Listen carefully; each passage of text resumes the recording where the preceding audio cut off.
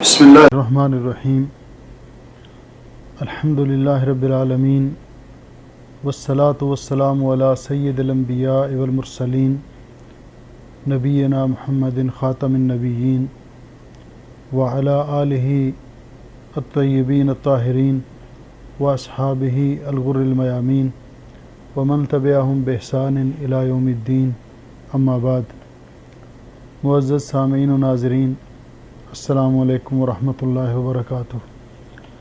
یہ اسی گروپ بند ہو جائے تو میں تمام بہن بھائیوں، عزیزوں اور عزیزات کو اس دینی پروگرام میں شرکت کرنے پر خوش آمدید کہتا ہوں، اور اللہ رب العزت کی بارگاہ میں دعا گو ہوں کہ اللہ جل شانہ دین کا علم سیکھنے اور سکھانے کے حوالے سے اس پروگرام میں ہماری شرکت کو قبول و منظور فرمائے، اور ہمیں دین کا صحیح فہم نصیب فرمائے، اور ان خوش نصیب لوگوں میں شامل کرے جن کے بارے میں نبی مکرم پیغمبر رحمت صلی اللہ علیہ وسلم نے ارشاد فرمایا، من یرید اللہ بہ خیرا یفقہہ فی الدین۔ اللہ تعالیٰ جس کے ساتھ بھلائی کا ارادہ فرماتے ہیں اس کو دین کا فہم، سمجھ اور بوجھ عطا فرماتے ہیں۔ تو آج کا ہمارا درس کتاب لمعۃ الاعتقاد کے بارے میں ہے، اور ہم گزشتہ دروس سے صاحب کتاب علامہ ابن قدامہ رحمہ اللہ کی ترتیب کے مطابق اللہ تعالیٰ کی صفات کا ذکر خیر کر رہے تھے، اور اس کے بارے میں سلف صالحین اہل سنہ والجماعہ کا عقیدہ اور نظریہ اور موقف واضح کر رہے تھے، اور یہ سلسلہ بھی جاری ہے۔ آج اس سلسلے میں اللہ تعالیٰ کی 15ویں صفت جو قرآن کریم کے اندر اور حدیث پاک کے اندر ذکر ہوئی ہے اس کا تذکرہ کریں گے۔ اللہ رب العزت میرا شرح صدر فرمائے، رب اشرح لی صدری ویسر لی امری واحلل عقدۃ من لسانی یفقہوا قولی۔ آپ بھی توجہ سے میری گفتگو کو سنیں، اور یہ بڑا اہم مسئلہ ہے، اس کو سمجھنے کی کوشش کریں۔ یہ صفت ہے اللہ تعالیٰ کی الکلام۔ کلام سے مراد یہ ہے کہ اہل سنت والجماعت کا یہ عقیدہ اور نظریہ ہے کہ کلام اللہ رب العزت کی حقیقی صفت ہے، جیسے اللہ جل شانہ کو لائق ہے۔ اللہ تعالیٰ اور اس کا تعلق اللہ کی مشیت کے ساتھ ہے، اور یہ حروف اور سنی جانے والی آواز پر مشتمل ہے۔ صاحب کتاب نے جب اس صفت کا ذکر کیا تو اس طرح انہوں نے صفت کلام کا ذکر کیا، ومن صفات اللہ تعالی، اللہ تعالیٰ کی صفات میں سے یہ بھی ہے، اور یہ بات ہم بار بار ذکر کر چکے ہیں کہ اللہ رب العزت کی صفات، تمام صفات صفات کمال ہیں، ان میں اور جس طرح ہم یہ بھی ذکر کر چکے ہیں ابتدائی طور پر کہ اللہ تعالیٰ کی صفات کو اس بات کے اعتبار سے، ان کو ثابت کرنے کے اعتبار سے علماء نے 2 قسموں میں تقسیم کیا ہے۔ صفات ثبوتیہ، وہ صفات جن کا اللہ تعالیٰ کی ذات بابرکات کے لیے ثابت کرنا واجب اور لازم ہے، اور صفات سلبیہ، وہ صفات نقص جن کی نفی کرنا اللہ رب العزت کی ذات بابرکات کے حق میں ہمارے لیے واجب اور لازم ہے۔ تو کلام کرنا یہ صفت کمال ہے، اور اس کی ضد جو ہے وہ نقص ہے، یعنی کلام نہ کرنا، بکم کا شکار ہونا، کوئی گونگا ہو تو یہ صفت نقص ہے۔ تو پہلے نمبر پر اللہ رب العزت کی صفات کے بارے میں ہمارا یہ عقیدہ کہ اللہ رب العزت کی تمام صفات صفات کمال ہیں، تو یہ کلام بھی یہ صفت کمال ہے، اس لیے اللہ رب العزت کی اس صفت کے بارے میں علامہ ابن قدامہ فرماتے ومن صفات اللہ تعالی، اللہ تعالیٰ کی صفات میں سے یہ بھی ہے انہ متکلم بکلام قدیم، کہ اللہ رب العزت کلام فرمانے والے ہیں، متکلم ہیں، کلام اللہ رب العزت کی صفت ہے۔ اور اس کے بعد فرمایا بکلام قدیم، کہ اللہ رب العزت کی کلام یہ قدیم ہے، جس کی شرح کرتے ہوئے شارحین نے لکھا ہے کہ اللہ رب العزت کی کلام قدیم النوع، جس طرح صاحب کتاب نے لکھا ہے کہ بکلام قدیم، کہ اللہ تعالیٰ کی کلام قدیم ہے، دائمی ہے، ازلی ہے، ہمیشہ سے ہے اور ہمیشہ تک کے لیے ہے، یہ اللہ رب العزت کی صفت ہے۔ تو قدیم کا ذکر کیا تو اس کی شرح کرتے ہوئے شارحین نے لکھا کلام اللہ تعالی قدیم النوع، کہ اللہ تعالیٰ کی کلام کی نوع قدیم ہے، ازلی ہے، ابدی ہے، حادث الاحاد، لیکن اس کی احاد جو ہیں وہ حادث ہیں، ان کا تعلق اللہ تعالیٰ کی مشیت کے ساتھ ہے۔ اس اعتبار سے علماء نے کلام کو، اللہ تعالیٰ کی صفت کلام کو صفت ذاتیہ میں بھی شمار کیا ہے اور صفات فعلیہ میں بھی شمار کیا ہے، یعنی صفات ذاتیہ میں بھی یہ اللہ تعالیٰ کی ذاتی صفت بھی ہے اور فعلی صفت بھی ہے۔ تو اس لیے صاحب مصنف فرماتے ہیں متکلم بکلام قدیم، ای قدیم باعتبار النوع، متعلق بالمشیہ باعتبار الاحاد، کہ نوع کے اعتبار سے، اپنی قسم کے اعتبار سے یہ اللہ رب العزت کی کلام قدیم ہے، اللہ تعالیٰ کی ازلی اور دائمی صفت ہے، لیکن اپنے احاد کے اعتبار سے، احاد کا معنی کہ جب اللہ رب العزت کلام فرماتے ہیں، جب اللہ رب العزت کلام فرماتے ہیں تو اس اعتبار سے اس کا تعلق اللہ تعالیٰ کی مشیت کے ساتھ ہے، اور اس لیے کہا کہ حادث الاحاد، کہ جس کا معنی یہ ہے کہ اللہ رب العزت جب چاہتے ہیں کلام فرماتے ہیں، اور جب چاہا اللہ رب العزت نے کلام فرمایا تو قرآن کریم کی صورت میں، قرآن کریم بھی اللہ تعالیٰ کا کلام ہے، تورات بھی اللہ تعالیٰ کا کلام ہے، انجیل بھی اللہ تعالیٰ کا کلام ہے۔ تو اللہ رب العزت نے جب موسیٰ علیہ السلام سے کلام کیا تو وہ بھی اللہ تعالیٰ کا کلام ہے۔ تو اس لیے اس اعتبار سے اس کا تعلق اللہ تعالیٰ کی مشیت کے ساتھ ہے، کہ جب اللہ تعالیٰ چاہتے ہیں، جیسا چاہتے ہیں اور جو چاہتے ہیں کلام فرماتے ہیں۔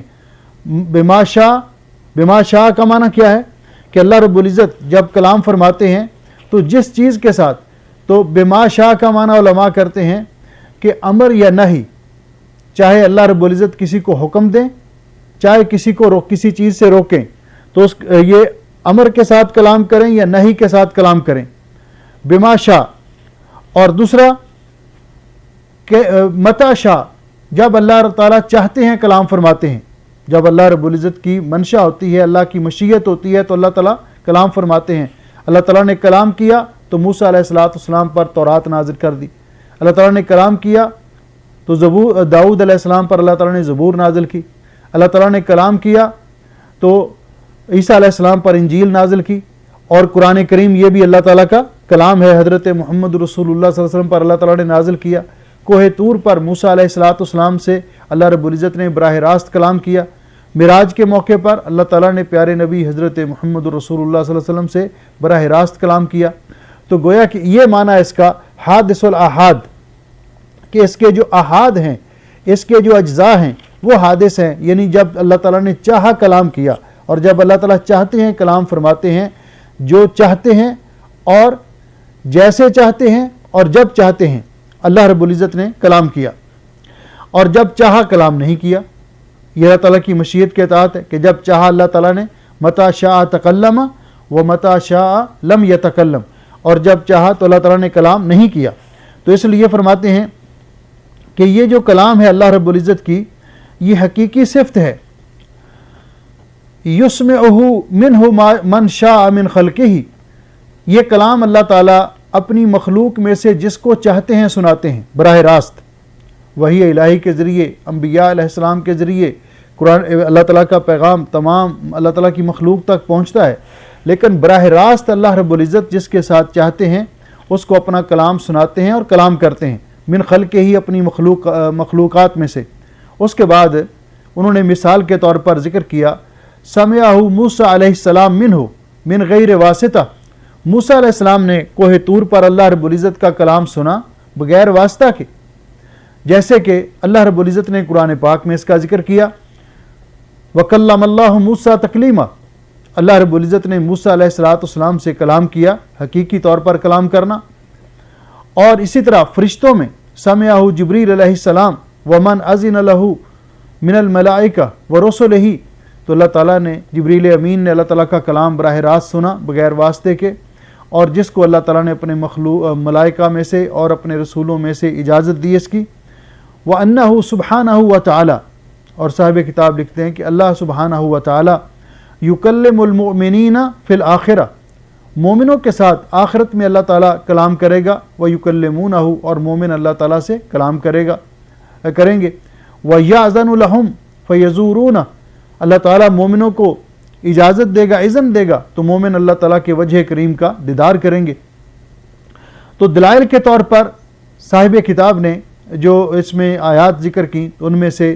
ایک آیت سورۃ النساء کی آیت نمبر 164، وَكَلَّمَ اللَّهُ مُوسَىٰ تَكْلِيمًا، اور دوسری جگہ اللہ رب العزت نے فرمایا قَالَ يَا مُوسَىٰ إِنِّي اصْطَفَيْتُكَ عَلَى النَّاسِ بِرِسَالَاتِي وَبِكَلَامِي، اے موسیٰ میں نے آپ کو لوگوں میں سے چن لیا، برگزیدہ بنایا اپنی رسالت کے ساتھ اور اپنے کلام کے ساتھ۔ تو گویا کہ یہ واضح دلائل ہیں کہ کلام اللہ رب العزت کی حقیقی صفت ہے، اور یہی اہل سنت والجماعت اور سلف صالحین ان کا اس بات پر اجماع ہے اور اس بات پر اتفاق ہے کہ کلام اللہ سبحانہ و تعالیٰ کی حقیقی صفت ہے، جیسے اللہ رب العزت کی ذات بابرکات کو لائق ہے۔ اس میں ہم نے چند باتیں ذکر کی کہ یہ اللہ تعالیٰ کی حقیقی صفت ہے اور اس کا تعلق اللہ کی مشیت کے ساتھ ہے، یہ حروف اور آواز پر مشتمل ہے، کیسے؟ جیسے اللہ کو لائق ہے، اس کے کلمات مخلوق کے کلام کے مشابہ نہیں، صوت مخلوق کی صوت کے مشابہ نہیں، حروف مخلوق کے حروف کے مشابہ نہیں، جیسے اللہ رب العزت کی شان کے لائق ہے۔ اس پر جو دلائل ہیں کہ پہلی بات یہ کہ وَأَجْمَعَ السَّلَفُ عَلَى ثُبُوتِ الْكَلَامِ لِلَّهِ، تمام سلف صالحین کا اس بات پر اجماع ہے کہ کلام یہ اللہ تعالیٰ کی حقیقی صفت ہے جس کو ثابت کرنا لازم ہے، فَيَجِبُ إِثْبَاتُهُ لَهُ، اور اس کا ثابت کرنا اللہ رب العزت کے لیے لازم اور ضروری ہے، من غیر تحریف، بغیر اس کے معنی میں تبدیلی کیے ہوئے، ولا تعطیل، اور بغیر اس کا انکار کیے، ولا تکییف، اور بغیر اس کی کیفیت بیان کیے، ولا تمثیل، اور بغیر اس کی مثال بیان کیے ہوئے۔ تو ان سب چیزوں کی کہ یہ اللہ تعالیٰ کا حقیقی کلام ہے، اس کا تعلق اللہ کی مشیت کے ساتھ ہے، حروف اور صوت سنی جانے والی آواز اور صوت پر مشتمل ہے، تو اس کے دلائل پہلی دلیل جو ذکر کی گئی وہ یہ ہے کہ اللہ جل شانہ فرماتے ہیں جس کا تعلق مشیت کے ساتھ ہے، وَلَمَّا جَاءَ مُوسَىٰ لِمِيقَاتِنَا وَكَلَّمَهُ رَبُّهُ، کہ موسیٰ علیہ السلام جب اللہ تعالیٰ کے ساتھ مقررہ وقت پر جو اللہ تعالیٰ نے ان کو وقت دیا تھا اس پہ کوہ طور پہ گئے، وَكَلَّمَهُ رَبُّهُ، تو اللہ رب العزت نے ان سے کلام کیا، اللہ رب العزت نے ان سے کلام کیا۔ تو اس کا معنی یہ ہے کہ اللہ رب العزت نے موسیٰ علیہ السلام کے وہاں جانے کے بعد کلام کیا، یعنی موسیٰ علیہ السلام وہاں گئے اور اس کے جانے کے بعد کلام کیا۔ تو یہ بات یہ دلیل ہے قرآن پاک کی آیت کہ فَدَلَّ أَنَّهُ مُتَعَلِّقٌ بِمَشِيَّتِهِ تَعَالَى، کہ یہ اللہ تعالیٰ کی مشیت کے ساتھ متعلق ہے کہ اللہ تعالیٰ جب چاہتے ہیں کلام فرماتے ہیں، یہ نہیں کہ ہر وقت اللہ تعالیٰ کلام کرتے ہیں، جب چاہتے ہیں، اللہ کی مشیت کے ساتھ اس کا تعلق ہے۔ دوسری بات کہ یہ حروف پر مشتمل ہے، اللہ تعالیٰ کا کلام جو ہے یہ حروف پر مشتمل ہے۔ تو اللہ جل شانہ فرماتے ہیں موسیٰ علیہ السلام کا ذکر کرتے ہوئے، یا موسیٰ، اے موسیٰ، انی انا ربک، بے شک میں تیرا رب ہوں، بے شک میں تیرا رب ہوں۔ تو گویا کہ یہ اللہ رب العزت کا براہ راست کلام ہے، اس لیے کہ کوئی اور یہ نہیں کہہ سکتا کہ اے موسیٰ میں تیرا رب ہوں، کوئی اور یہ نہیں کہہ سکتا۔ اور اگر کوئی کہتا تو موسیٰ علیہ السلام اس کو کبھی تسلیم بھی نہ کرتے۔ اس لیے یہ کلام اللہ تعالیٰ کا حقیقی کلام ہے جو حروف پر مشتمل ہے، حروف پر مشتمل ہے، انی انا ربک۔ اور یہ جو کلمات ہیں یہ حروف ہیں، وہی کلام اللہ، اور یہی اللہ تعالیٰ کا کلام ہے۔ اور یہ بات کہ یہ صوت پر مشتمل ہے، سنی جانے والی آواز پر مشتمل ہے اللہ کا کلام، کیسی آواز ہے؟ جیسے اللہ کو لائق ہے، ہم اس کی کیفیت نہیں بیان کر سکتے۔ اس کی دلیل قرآن پاک کی آیت ہے کہ اللہ رب العزت فرماتے ہیں وَنَادَيْنَاهُ مِنْ جَانِبِ الطُّورِ الْأَيْمَنِ، ہم نے موسیٰ علیہ السلام کو آواز دی طور کی دائیں جانب سے، وَقَرَّبْنَاهُ نَجِيًّا، اور ہم نے ان کو اپنے بہت قریب کیا۔ تو یہاں ندا اور مناجات دو چیزیں، نجیہ مناجات اور ندا آواز، تو یہ دونوں چیزیں لا تکون الا بصوت، یہ آواز کے بغیر موسیٰ علیہ السلام کو کیسے سنائی دیتی؟ تو موسیٰ علیہ السلام نے سنا تو گویا کہ اس کی صوت تھی، آواز تھی، جیسے اللہ رب العزت کو لائق ہے۔ اسی طرح حضرت عبداللہ ابن انیس رضی اللہ تعالیٰ عنہ بیان کرتے ہیں کہ نبی علیہ السلام نے فرمایا انہ قال، پہلے جو دلائل تھے وہ قرآن پاک سے، اور اب اس کی دلیل حدیث پاک سے، کہ نبی پاک صلی اللہ علیہ وسلم نے فرمایا، اور یہ حدیث امام بخاری رحمۃ اللہ علیہ نے بخاری شریف کے اندر معلقاً ذکر کی ہے، علقہ البخاری بصیغۃ التمریض۔ معلق حدیث وہ ہوتی ہے کہ صاحب محدث اس حدیث کی سند حذف کر دیتا ہے، اس حدیث کی سند حذف کر دیتا ہے، کیونکہ امام بخاری رحمۃ اللہ علیہ بخاری شریف کے اندر پوری سند ذکر کرتے ہیں، لیکن بعض جگہ پہ وہ سند کو اختصار کے لیے حذف کر دیتے ہیں، تو ایسی حدیث کو معلق کہتے ہیں۔ تو امام بخاری رحمۃ اللہ علیہ نے لیکن اس کو ادب المفرد میں امام بخاری رحمۃ اللہ علیہ نے ذکر کیا ہے، اور جس کی سند کو شیخ البانی رحمہ اللہ نے صحیح کہا ہے، اور مسند احمد کے اندر اور مسند ابو یعلا کے اندر بھی یہ حدیث ہے۔ حدیث کیا ہے کہ یحشر اللہ الخلائق، قیامت کے دن اللہ تعالیٰ تمام مخلوقات کو اکٹھا کریں گے، وَيُنَادِيهِمْ بِصَوْتٍ مَنْ بَعُدَ كَمَا يَسْمَعُهُ مَنْ قَرُبَ، کہ بعض نے پڑھا کہ مِنْ بُعْدٍ كَمَا يَسْمَعُهُ مِنْ قُرْبٍ، کہ اللہ رب العزت مخلوق کو اکٹھا کریں گے، وَيُنَادِيهِمْ بِصَوْتٍ يَسْمَعُهُ مَنْ بَعُدَ، کہ اللہ تعالیٰ ان کو آواز کے ساتھ بلائیں گے، اللہ تعالیٰ ان کو آواز کے ساتھ بلائیں گے جیسے اللہ کی شان کو لائق ہے۔ یسمعہ، اس آواز کو سنے گا، من بعد، جو دور ہوا وہ بھی، ومن قرب، اور جو قریب ہوا وہ بھی۔ کیا فرمائیں گے اللہ تعالیٰ؟ انا الملک انا الدیان، میں بادشاہ ہوں، میں بدلہ دینے والا ہوں، میں بادشاہ ہوں اور میں بدلہ دینے والا ہوں۔ تو یہ حدیث بھی اس بات پر دلالت کرتی ہے کہ اللہ رب العزت کلام اللہ تعالیٰ کی حقیقی صفت ہے جو صوت اور حروف پر مشتمل ہے، جس کے حروف بھی ہیں، کلمات بھی ہیں اور آواز بھی ہے۔ کیسے ہے؟ جیسے اللہ رب العزت کی شان کو لائق ہے۔ تو جس طرح صاحب کتاب نے کہا کہ کلام اللہ تعالی، اللہ تعالیٰ کی یہ جو کلام ہے تو متکلم بکلام قدیم، یہ قدیم ہے، تو اس کا ذکر بھی میں نے کیا کہ قدیم کا معنی ازلی، ہمیشہ سے ہے، ہمیشہ کے لیے ہے، اور اس کی جو اجزاء ہیں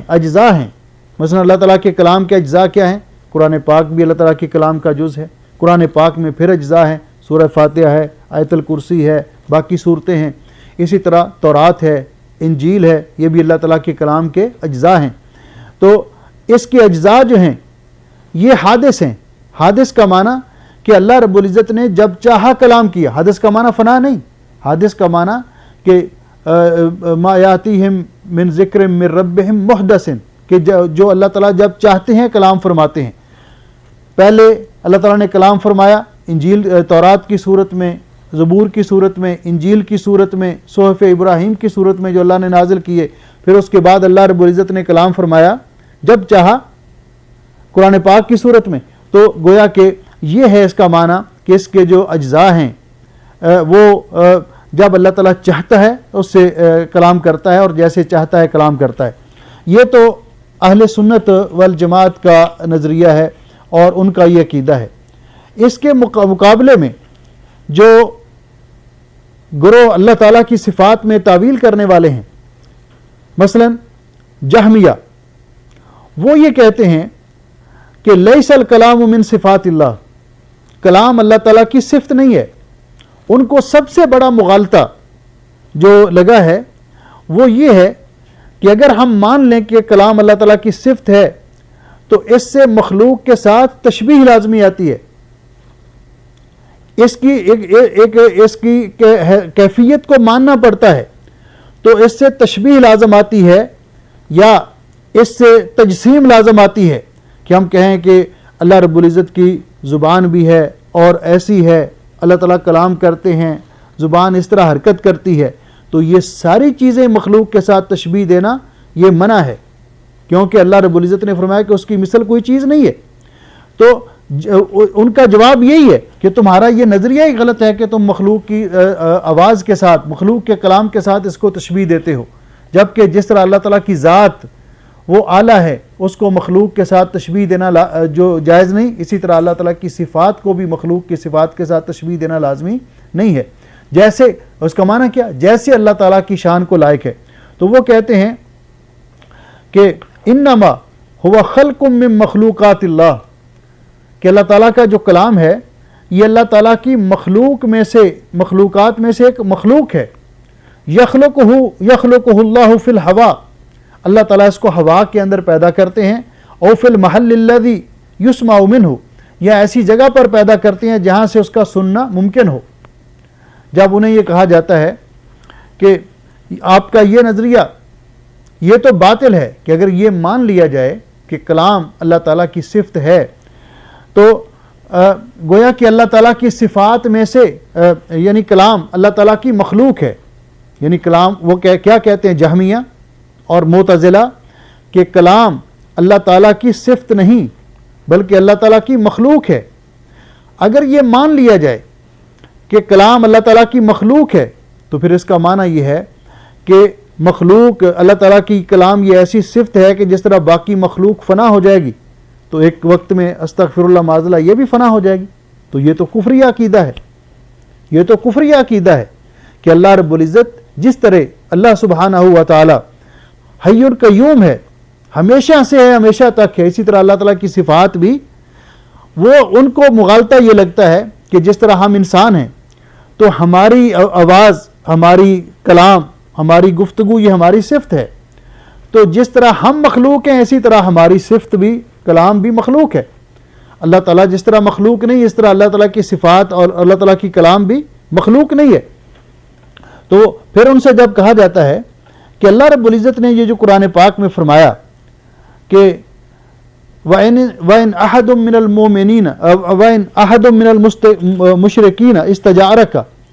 فَأَجِرْهُ حَتَّى يَسْمَعَ كَلَامَ اللَّهِ وَإِنْ أَحَدٌ مِّنَ الْمُشْرِكِينَ اسْتَجَارَكَ فَأَجِرْهُ حَتَّى يَسْمَعَ كَلَامَ اللَّهِ۔ اللہ رب العزت نے قرآن پاک میں فرمایا سورۃ التوبہ کے اندر آیت نمبر 6،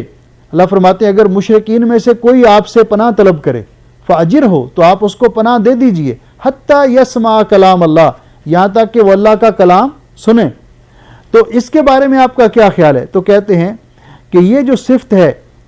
اللہ تعالیٰ کی طرف اضافت ہے تو یہ اضافت خلق ہے کہ کلام کو اللہ تعالیٰ نے پیدا کیا، یا یہ اضافت تشریف ہے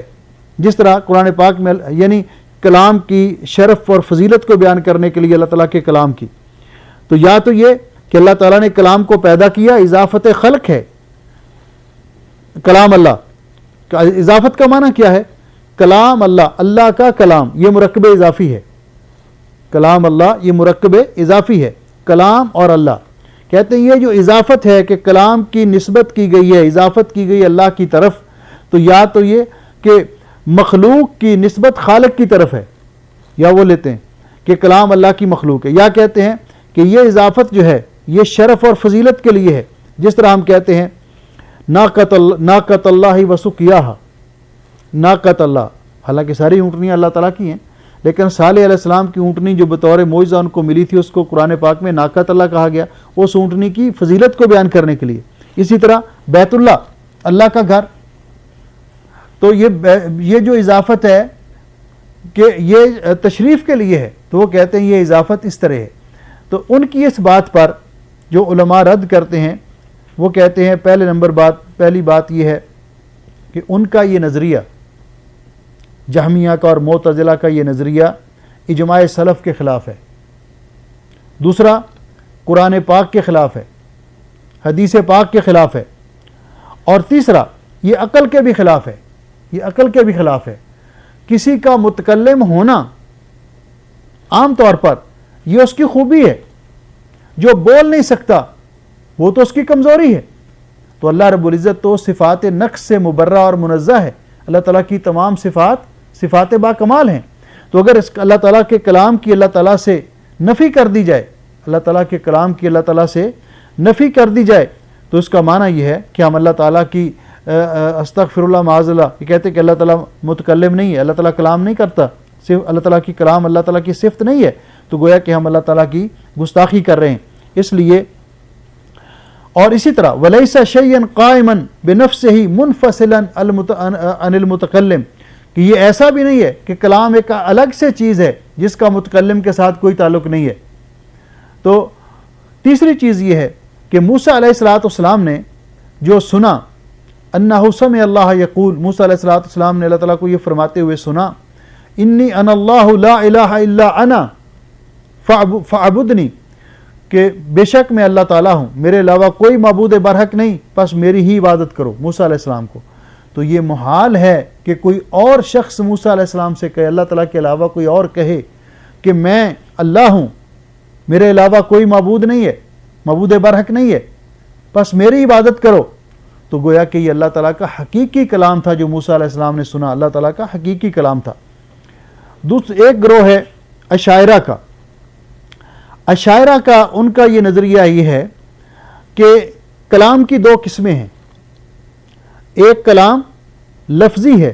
اور ایک کلام نفسی ہے۔ کلام کی دو قسمیں ہیں، کلام لفظی وہ ہے کہ جو لفظ کے ساتھ حروف کے ساتھ سنی جاتی ہے، اور کلام نفسی وہ ہے کہ جو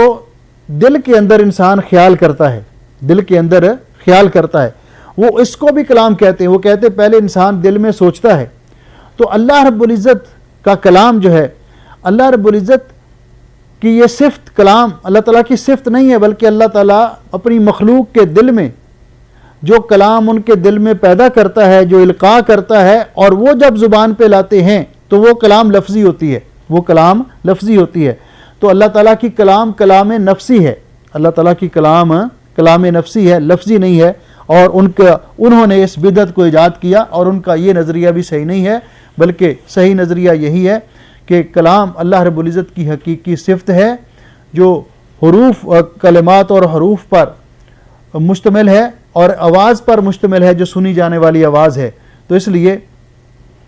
ان کے نظریے کی بھی تردید کرتے ہوئے علماء نے لکھا کہ ایک تو ان کا نظریہ اجماع سلف کے خلاف ہے، دوسرا وہ ان دلائل کے خلاف ہے کہ جو دلائل قرآن اور حدیث کے ہیں، کہ جن میں اللہ تعالیٰ کے کلام کا ذکر ہے کہ اللہ رب العزت کلام کرتا ہے، جس کو چاہتا ہے اللہ تعالیٰ سناتا ہے، اللہ تعالیٰ کا کلام سنا جاتا ہے، اور اور کہتے ہیں کہ یہ جو دل کے اندر کلام پیدا ہوتا ہے، جس کو کہتے ہیں کلام نفسی، اس کو تو کوئی سن نہیں سکتا، اس کا تو کسی کو پتہ نہیں ہے، اور اس کو کلام کہا بھی نہیں جاتا۔ قرآن کریم کی اور حدیث آپ دیکھیں، نبی پاک صلی اللہ علیہ وسلم نے فرمایا کہ اللہ تعالیٰ نے میری امت کے لوگوں کو معاف کر دیا ہے چند چیزیں، ان میں سے ایک یہ بھی ہے ما حدثت بہ انفسہم، ان کے دل کے اندر جو خیالات پیدا ہوتے ہیں اللہ تعالیٰ نے ان کو معاف کر دیا ہوا ہے۔ جب تک یہ دل میں رہتے ہیں خیالات رہتے ہیں، دل میں رہتے ہیں خیالات رہتے ہیں۔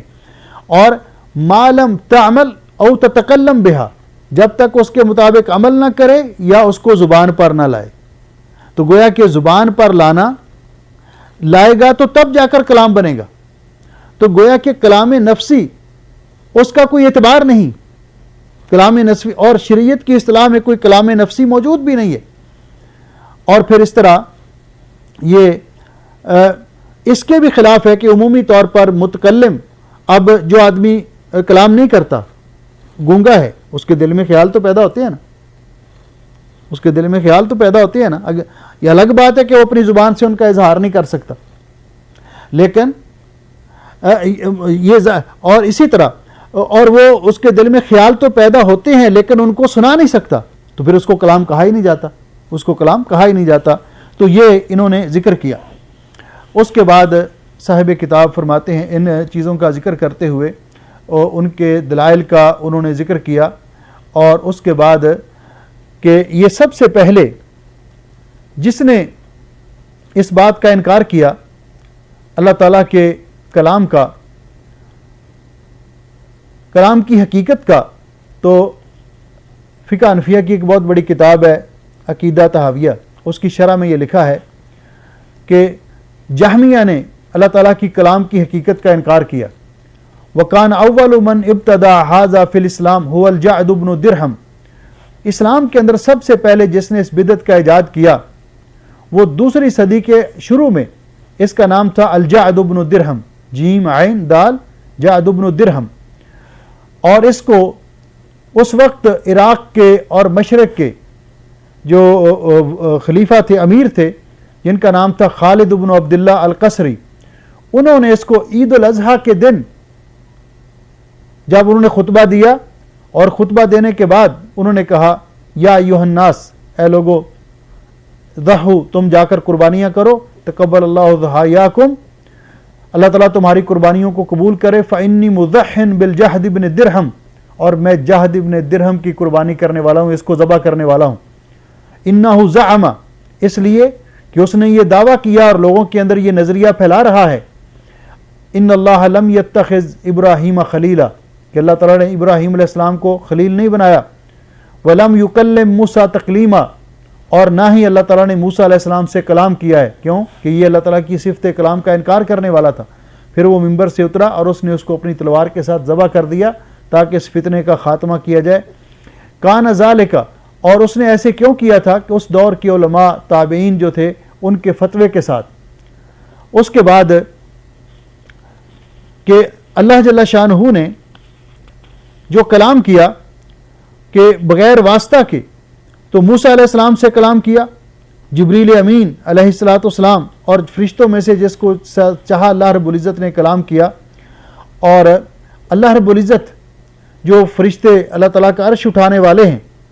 حدیث پاک میں آتا ہے کہ وَلَٰكِن رَبُّنَا إِذَا قَضَىٰ أَمْرًا سَبَّحَ حَمَلَةُ الْعَرْشِ، اللہ تعالیٰ جب کسی کام کا فیصلہ کرتے ہیں تو اللہ تعالیٰ کے عرش کو اٹھانے والے فرشتے وہ اللہ کی تسبیح بیان کرتے ہیں۔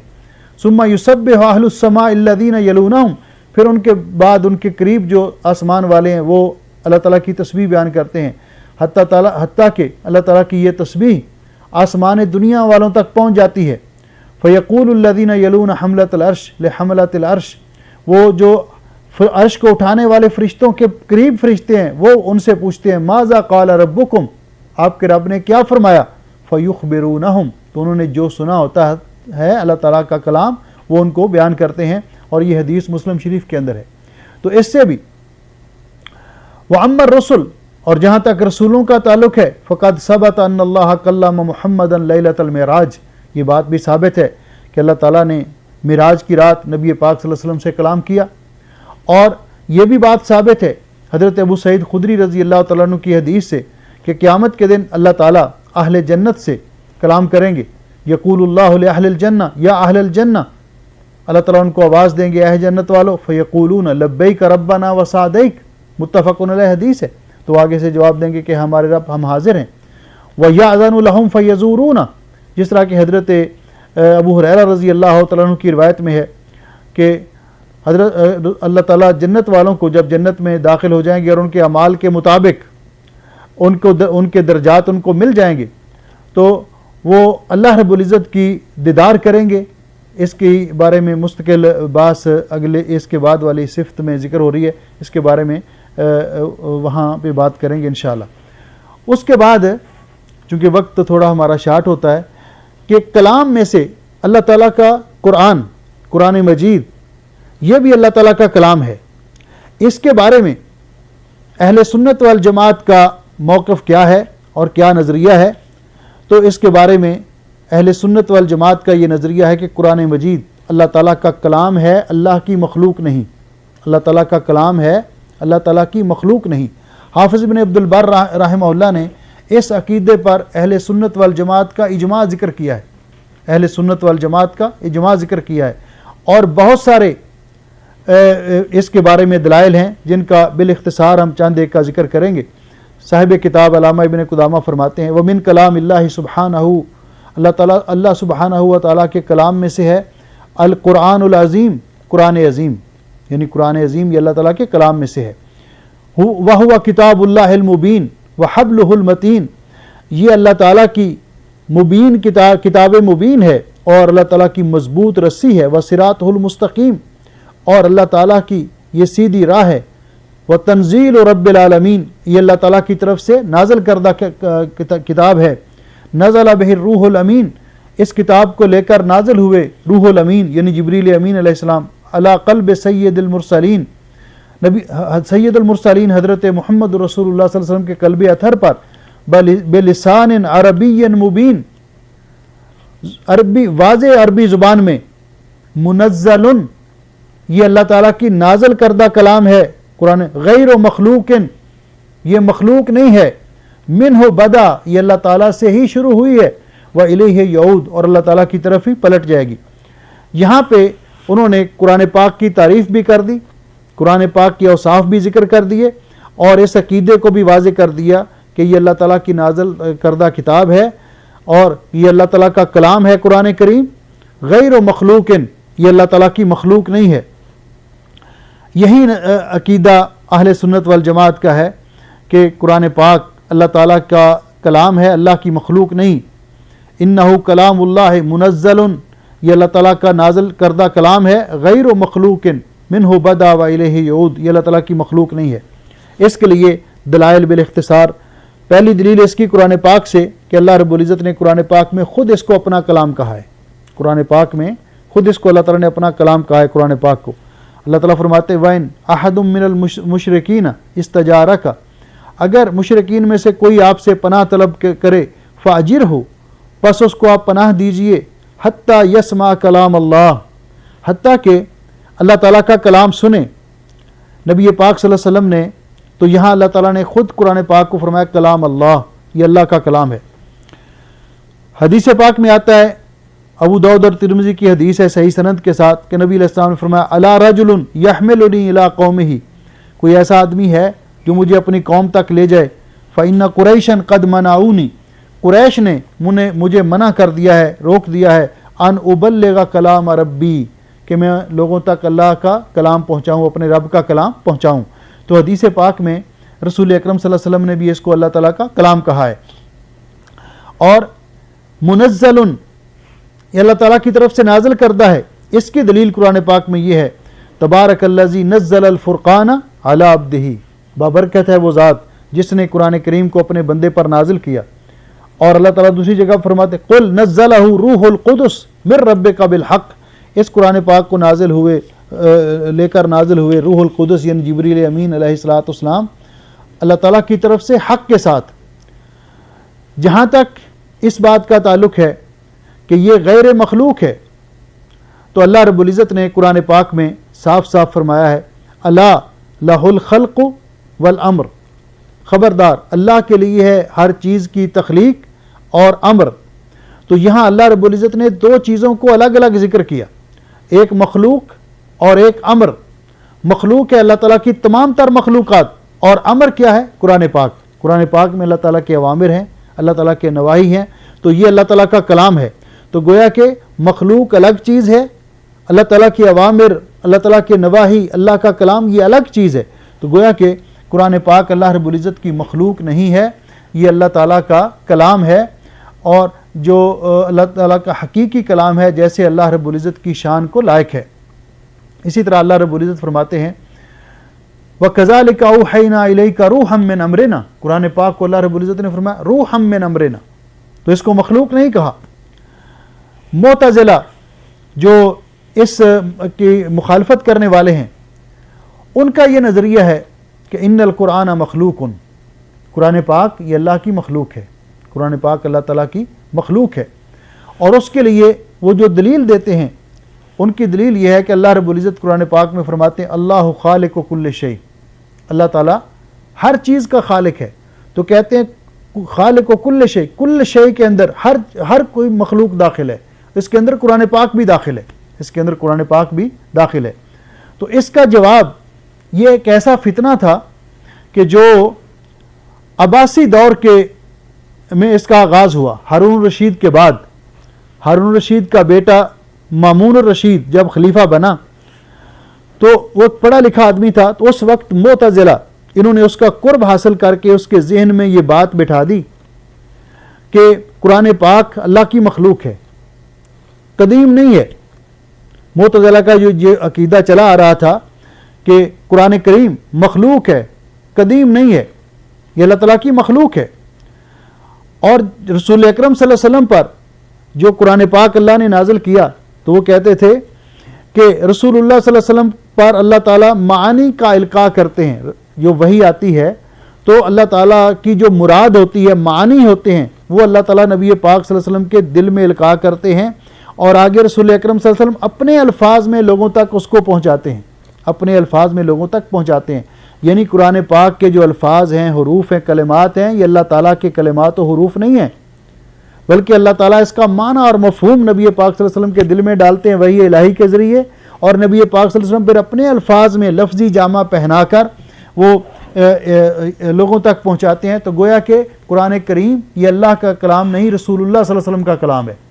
قرآن پاک کے جو حروف ہیں یہ اللہ کا کلام نہیں بلکہ رسول اللہ صلی اللہ علیہ وسلم کے اپنے حروف ہیں یہ اور کلمات ہیں، یہ ان کا نظریہ اور عقیدہ تھا۔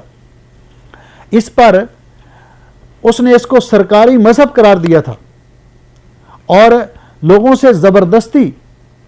اس عقیدے کو بنوایا جاتا تھا، لوگوں سے زبردستی ان کو، اور جو نہیں مانتا تھا اس نے بہت سارے علماء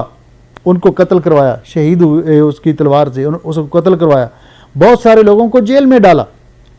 اور یہی جو جب ذکر آتا ہے مسئلہ خلق قرآن کا، فتنہ خلق قرآن کا، تو اس میں بہت بڑی آزمائش میں سے گزرے امام احمد بن حنبل رحمۃ اللہ علیہ۔ اللہ تعالیٰ نے ان کو پہاڑ جیسی استقامت عطا کی تھی۔ 3 بادشاہوں نے ان پر ظلم کیا۔ جب مامون الرشید کا پیغام امام احمد بن حنبل رحمۃ اللہ علیہ کو پہنچا، اس بغداد کا جو گورنر تھا اس کے ذریعے، اور انہوں نے امام صاحب سے کہا کہ باقی لوگ بھی مان گئے، آپ بھی مان جائیں، تو امام صاحب نے فرمایا میں ایک غلط بات کو نہیں مان سکتا، مجھے قائل کرنا ہے تو قرآن اور حدیث سے دلیل لاؤ۔ اب جب بھی وہ ان سے مناظرہ کرواتے تھے معتزلہ کا، وہ لاجواب ہو جاتے تھے، معتزلہ امام صاحب کے سامنے نہیں ٹھہرتے تھے، لیکن وہ جب امام صاحب نہیں مانے تو اس نے امام صاحب کو جیل میں ڈال دیا،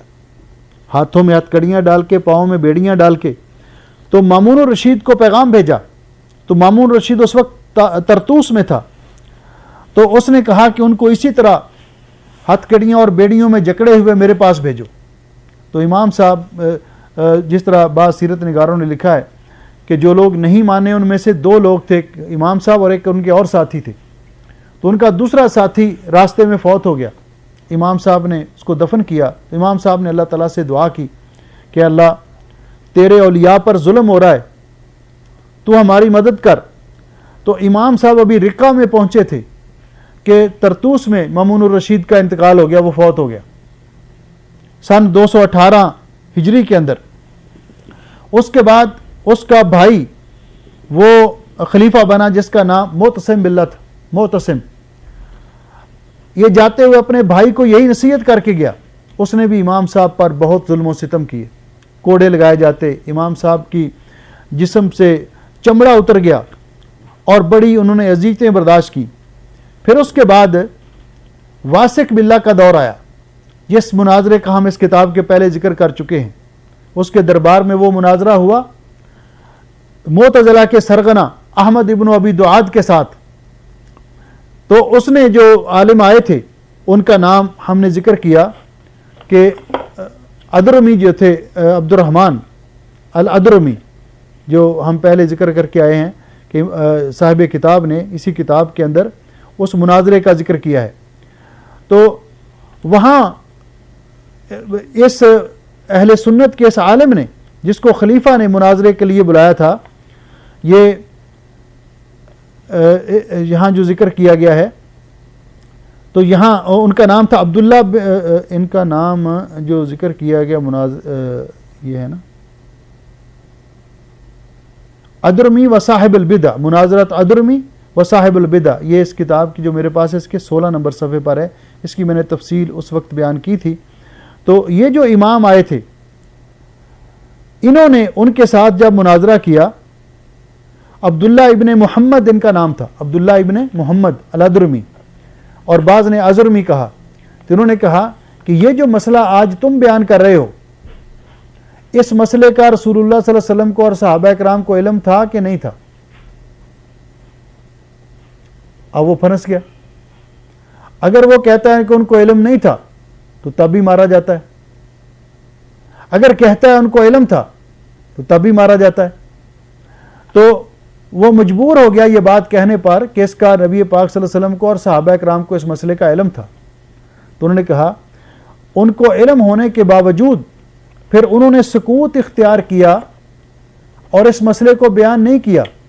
علم ہونے کے باوجود اگر اس مسئلے کو رسول اللہ صلی اللہ علیہ وسلم نے امت کے سامنے بیان نہیں کیا، صحابہ کرام نے بیان نہیں کیا، تو تجھے کس نے اجازت دی کہ تم یہ مسئلہ اٹھاؤ؟ اب وہ پھر لاجواب ہو گیا۔ تو خلیفہ اپنی مجلس سے اٹھا، اس نے کہا کہ جس مسئلے کا اللہ اور اللہ کے رسول کو علم نہیں، اس کے پاس علم کہاں سے آ گیا؟ تو وہاں سے اس کا نظریہ کچھ چینج ہوا، اور انہوں نے ایسے نظریے کے حامل لوگ ان پر تھوڑا نرمی کا رویہ اختیار کیا۔ پھر اس کے بعد جو متوکل خلیفہ آیا، 3 خلفاء کے مظالم کا دور امام صاحب نے گزارا، تو اس کے بعد متوکل بنا خلیفہ، تو اس وقت اس کو اس مسئلے کی سمجھ آئی، تو 234 ہجری میں یہ اعلان کر دیا گیا سرکاری طور پر کہ لوگوں، قرآن پاک اللہ کی مخلوق نہیں ہے، یہ اللہ کا کلام ہے، جو اس کو اللہ کی مخلوق کہے گا اس کو سزا دی جائے گی، اس کو سزا دی جائے گی۔ تو پھر ان لوگوں کا کلا کما ہوا، اور ان کو پھر لوگ بھی ان کے خلاف جو پہلے سے اس مسئلے کو سمجھتے تھے، اور امام احمد بن حنبل رحمۃ اللہ علیہ جو استقامت کے پہاڑ کی طرح ڈٹے رہے اور ظلم و ستم انہوں نے برداشت کیا، تو اللہ تعالیٰ نے پھر اس کا صلہ دیا کہ یہ مسئلہ ہمیشہ کے لیے معتزلہ کا جو تھا، جو سرکاری سرپرستی میں انہوں نے اس کو رواج دیا تھا، تو یہ ختم ہو گیا۔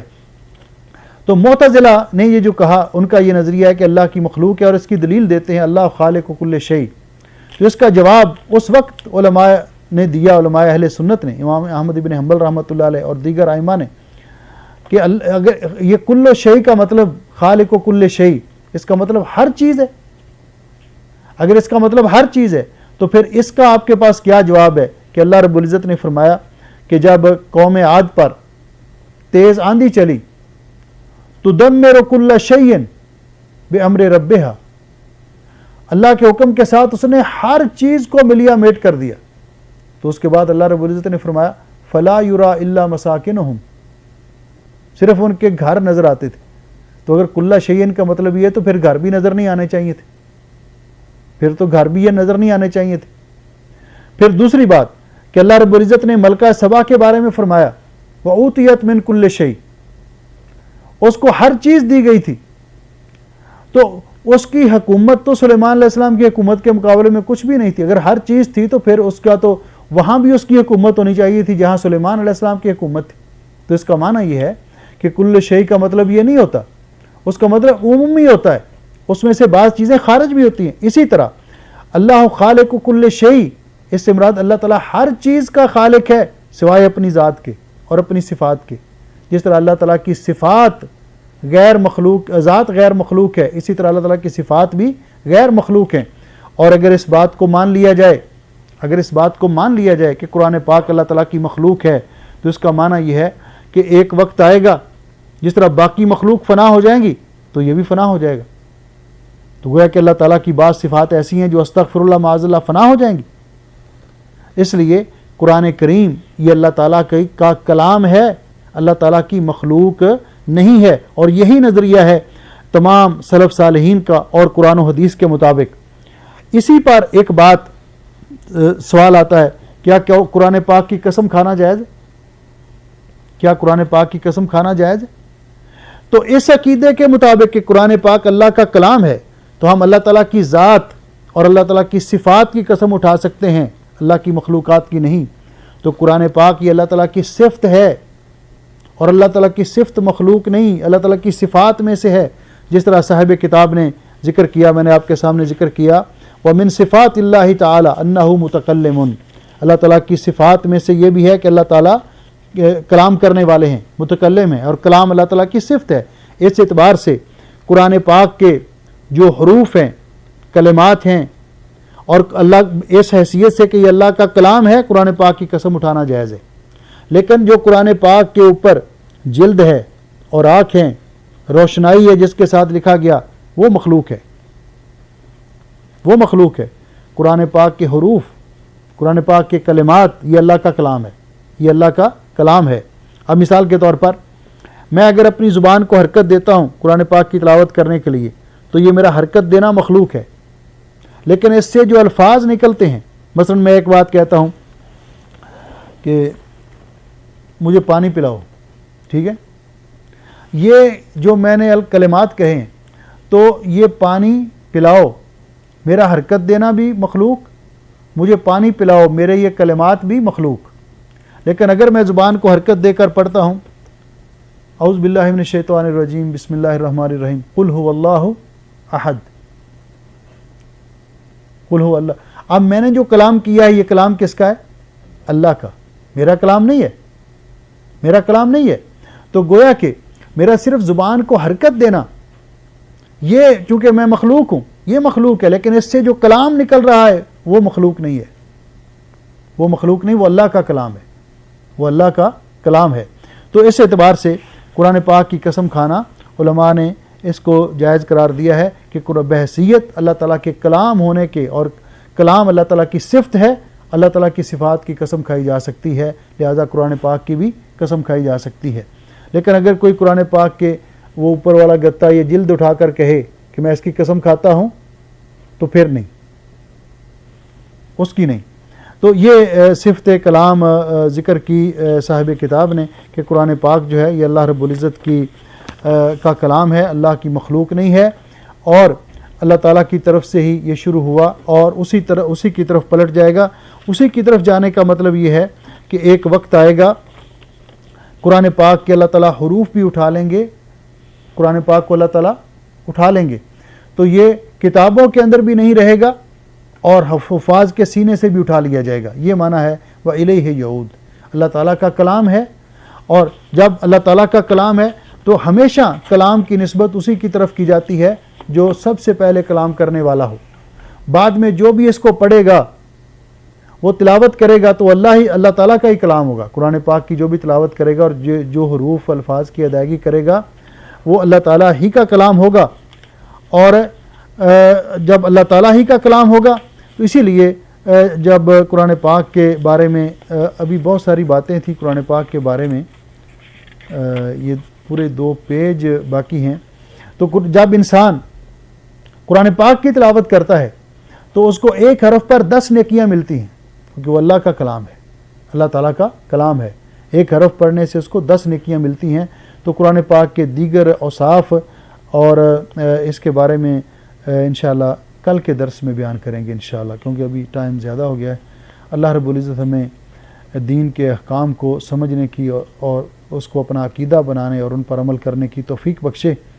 اور اللہ جل شانہ ہمیں اس عقیدے پر رکھے جو پیارے نبی حضرت محمد رسول اللہ صلی اللہ علیہ وسلم کا عقیدہ تھا اور آپ نے اپنے صحابہ کو سکھایا, اور اس کے بعد سلف صالحین اہل سنت والجماعت کا عقیدہ چلا آ رہا ہے. بارک اللہ فیکم. السلام علیکم ورحمۃ اللہ وبرکاتہ.